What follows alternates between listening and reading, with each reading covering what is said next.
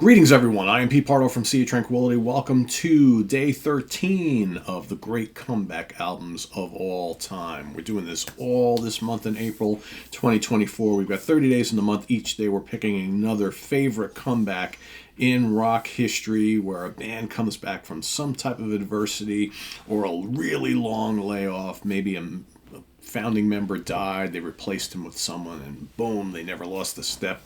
Or maybe they're coming back from an album that didn't do well at all, and the next album, the one that we're going to feature, just knocks it out of the park and brings everybody back in again, right? Lots of ways that bands can have successful comebacks, including this one.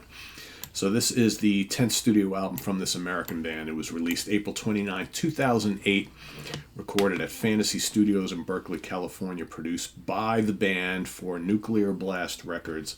I'm talking about the formation of Damnation by Testament, one of the great thrash bands of all time. So how is this a comeback album? Well, first, this was their first album of new material since The Gathering in 1999, so a long break, almost 10 years. It also is the first album to feature their classic lead guitar player once again, in Alex Skolnick. He comes back to the band comes back with one of their best albums in ages, and just completely knocked it out of the park. So who is in this lineup at this time? Chuck Billy on vocals, of course. Can't have Testament without Chuck Billy. Alex Skolnick on lead guitar. Eric Peterson, lead and rhythm guitar. Greg Christian on bass, and Paul Bostoff on drums. Yeah. The lineup of Testament is back once again, folks. More than meets the eye. I mean, and just the production of this album is just absolutely ferocious. There is crushing riffs and lead guitars all over the place. Mr. Bostoff is doing a hell of a job on the drums. And of course, Chuck is Chuck, right? The evil has landed. So good. We've even got Mr. Zetro from Exodus. Helps out with writing a lot of lyrics on this album, I think, which is kind of cool. Right? Steve Souza. The Formation of Damnation, the title track, so good. Dangers of the Faithless.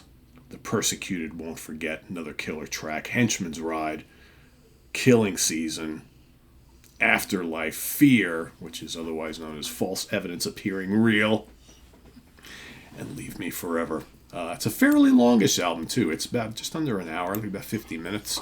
But, man, 11 tracks, no let up anywhere on the album. And, like I said, having the virtuoso skills of Alex Skolnick back in the band is just like a breath of fresh air once again. Not that any of the albums since he left were bad, right? Because you had some really seriously good albums there. You have those couple of almost death metal albums that the band did as well.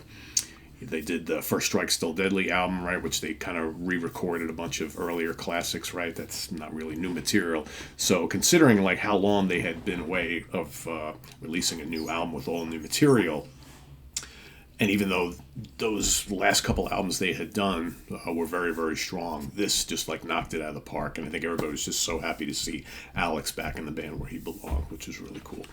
So, yeah, let's take a look at the charts, shall we? All right, in Austria, number 23. Belgium, the Flanders charts, 62. The Wallonia charts, 89. I'm still waiting for someone in the comments to tell us what that actually means. Anybody who's familiar with the Belgian charts, what does Flanders mean? What does Wallonia mean? I admittedly haven't looked it up either, but anyway.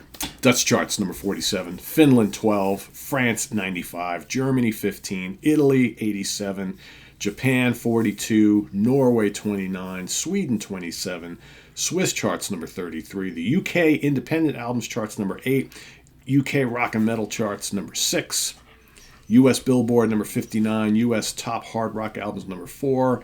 U.S. Top Rock Albums, number 16. And U.S. Top Tastemaker Albums, number 5.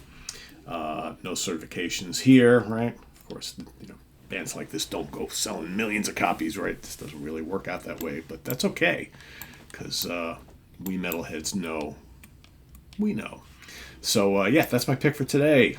The Formation of Damnation by Testament. Tala loves this one, right, Tala? You a big fan of this album? Yeah, of course she is. Anyway, let us know what you think of the Formation of Damnation down in the comments below, as well as your pick for today. Or day number 13. We'll be back at you tomorrow with another one. So thanks for watching. Visit us on the web at www.seatranquility.org. We're on Facebook. We're on YouTube all together all the damn time. Please subscribe if you haven't already and click on that notification bell so you get alert of all of our content as it posts. And please do hit the like button before you leave. Also down below we got the links to our Ko-Fi page for channel donations, our merch page, and our Cameo page. Thank you in advance for all your support there. And we'll see you soon here with more stuff. What do we got coming up on the channel? Of course, we've got the review crew tonight. I will be sitting in for Jamie Laszlo this week. We've got Ryan Scow, Nick Franco, and Count Ralphus, all from the Hudson Valley Squares, joining me on the review crew tonight. So tune in. We got some cool new metal and heavy rock stuff to review tonight.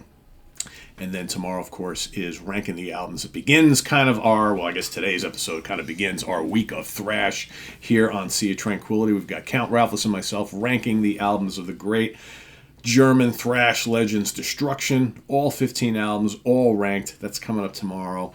We've got the Hudson Valley Squares on Monday, another fun show, all thrash. We're going to be taking a look at the great California thrash bands, Metallica, Megadeth, Slayer, and Testament. And we're going to be kind of putting them up against the big four from Germany, Destruction, Creator, Sodom, and Tankard. And we're going to kind of talk about kind of who did it better in the 80s and who's doing it better today.